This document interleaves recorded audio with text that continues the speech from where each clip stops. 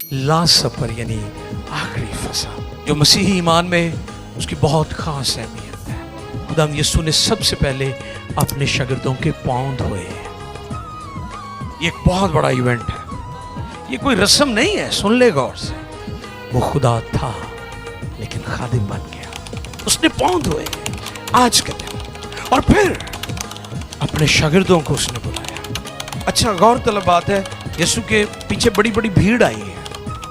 यीशु ने सबको नहीं शामिल किया, मेज पर यीशु ने सिर्फ उनको शामिल किया है